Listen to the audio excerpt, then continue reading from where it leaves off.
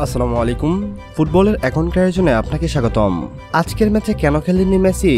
সংবাদ সম্মেলনে তার কারণ জানিয়েছে ইন্টার মিয়ামির coach Gerardo Martino. Major league সকারে আজ অরল্যান্ডো সিটির বিপক্ষে গোলশূন্য ড্র করেছে ইন্টার মিয়ামি। হাঁটুর চোট পাওয়ায় মেসিতে খেলতে পারেননি মিয়ামির আর্জেন্টাইন তারকা ও অধিনায়ক লিওনেল মেসি। ম্যাচ শেষে মেসির অনুপস্থিতি নিয়ে কথা বলেছেন মিয়ামির কোচ জেরার্ডো মার্টিনো।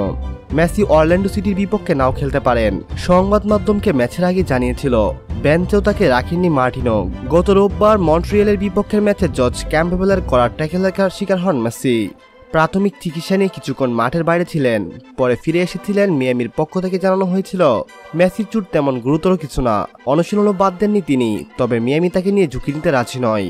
সংবাদ সম্মেলনে ইন্টার মিয়ামির কোচ বলছেন সে স্বস্তিতে ছিল। চিকিৎসকদের ব্যথা দেওয়া সূচির ভিত্তিতে সে নিয়মিত অনুশীলন করেছে। আগের ম্যাচে হাঁটুতে ব্যথা পাওয়ায় একটু অস্বস্তিতে ছিল। কিছু পরীক্ষা করানো হয়েছে এবং সেগুলো ফল ভালো এসেছে।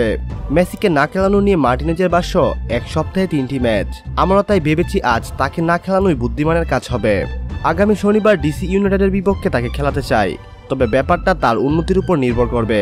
বাংলাদেশ সময় রবিবার ভোর 5:30টায় MLS এর ম্যাচে ডিসি ইউনাইটেডের মুখোমুখি হবে মিয়ামি। মিয়ামির ড্রয়ের নৈপুণ্যে মেসির অনুপস্থিতিও একটি কারণ বলে মনে করেন মার্টিনো। তিনি বলেন লিও মেসিকে ছাড়া কিছু বিষয় অসম্ভব এবং সেটা মাঠে 25 মিটার জায়গার মধ্যে থাকে। ইন্টার মিয়ামি সেই অভাব বোধ করেছে, যেটা বার্সেলোনা 10 বছর আগেই বুঝেছে। আজ আমাদের ম্যাচেও এই অভাবটা ছিল।